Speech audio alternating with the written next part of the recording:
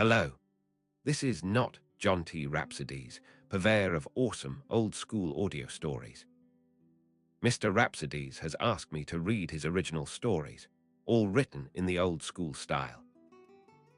If you like this story, please consider clicking the thumbs up icon and the subscribe button when you reach the end.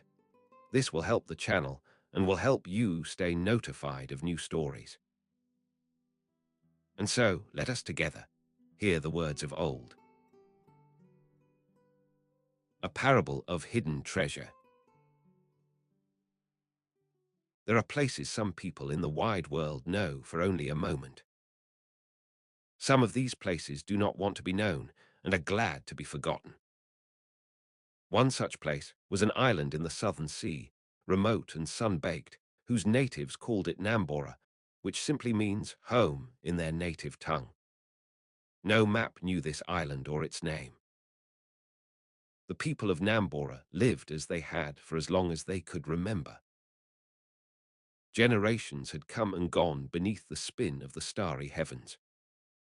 They were resigned to never know a tale of why and how, other than their own. Among them was a man named Haleo. He was neither young nor old, and bore a solemn visage of wisdom with the silence of one who had looked deep into many fires, but without speaking of what he saw. His body was strong from the labor of fishing, with nets and a canoe. His mind was like a slow inland stream that ran deep.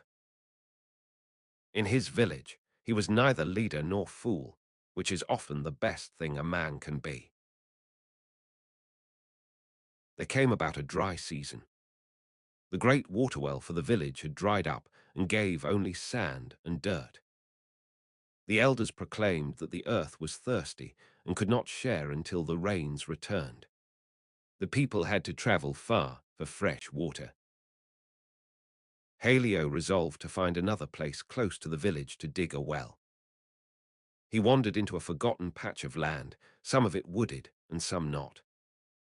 The land was east of the village and was long held, but not used, by an aged hunter named Renea.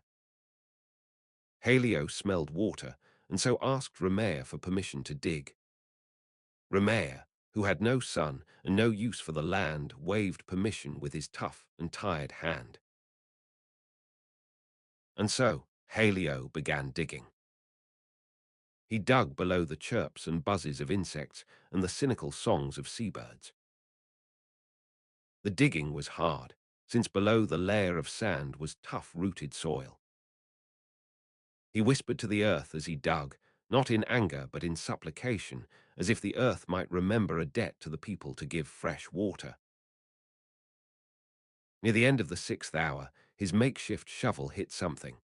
Not dirt, not stone or root, but something hard and hollow like one of the drums the village used for celebrations or bad tidings.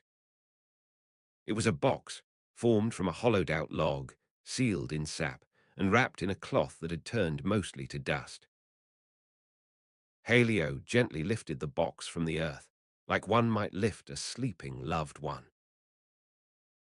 Inside was only one object, what we would call a book, bound in cracked brown leather, but an object the likes of which Haleo had never seen. The book was heavy and strange, but as he handled it, its touch soothed him somehow. He opened the object and looked at the pages which whispered as he turned them. The markings on the pages seemed foreign at first, but the more he saw, the more they whispered to him in his native tongue. Haleo read. The words entered his mind like rain into the thirsty earth. The book spoke not of spells or the chants of bone rattlers. It spoke with a voice from outside his small island world of Nambora, and yet also seemed not entirely foreign, as if the words were meant for everyone, including him. There were words of creation, of grace, and of a man who was killed but lived again, whose blood had paid the debts of men and brought them from the sorrows of short lives. There were words of forgiveness, of the water of life, and of parables that went deep into his heart. He trembled and laughed and wept, and he hid the book.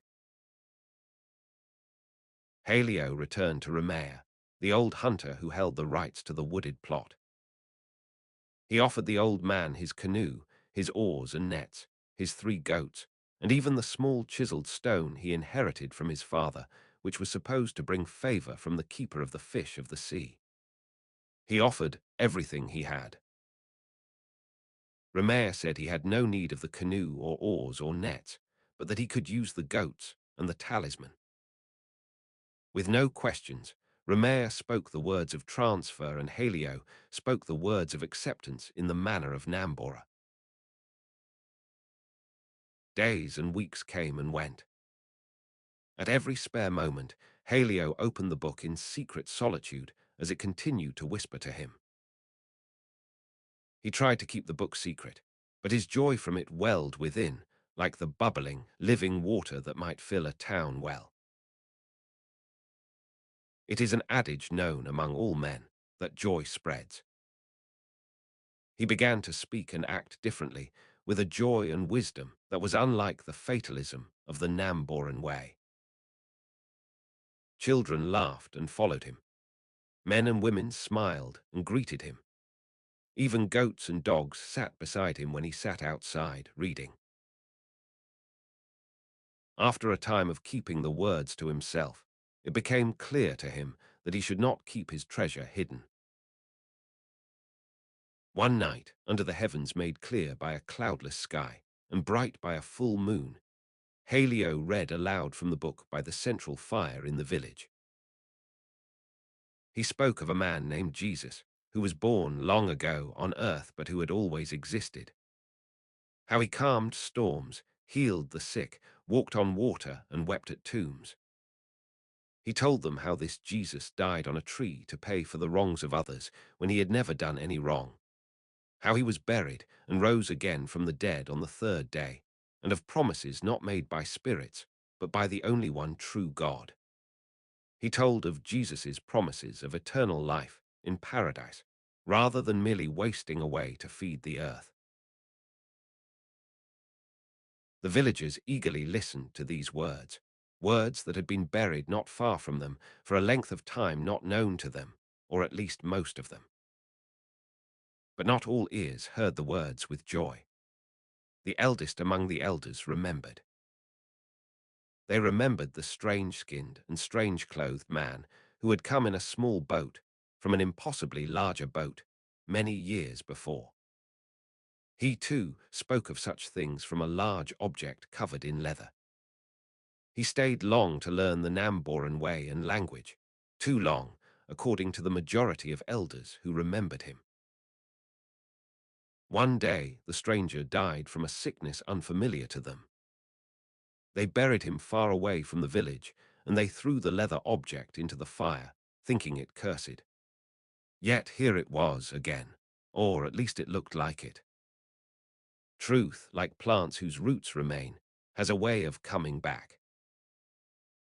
Some of the elders came for Haleo with raised staffs and grim silence, but the villagers stood between them. Children surrounded and hugged him. Women held hands like walls around him. Haleo stepped forth as a fisher of men, with naught in his hands but a book and joy. A joy he had given everything to have for himself, but now wanted desperately to share it. A sudden wind blew among them. In fear and respect, the elders relented. Haleo continued to read the book, no longer in whispers, but in exhortations. He taught others how to read it, how to speak it, and how to do what it said. The villagers passed it from hut to hut, and the island of Nambora changed. Not suddenly, but in the manner of a stone reshaped by flowing water from a stream or the tide. One day the rains returned, and the central village waterwell filled with water once more, while Haleo's well continued to teach about the water of eternal life. In the Gospel of Matthew, chapter 13, verse 44, Jesus said, "The kingdom of heaven is like treasure hidden in a field, which a man found and covered up. Then in his joy he goes and sells all that he has and buys the field." If you like this story, please remember to click the thumbs up and subscribe icons. Please also consider telling your friends that they too should hear the words of old.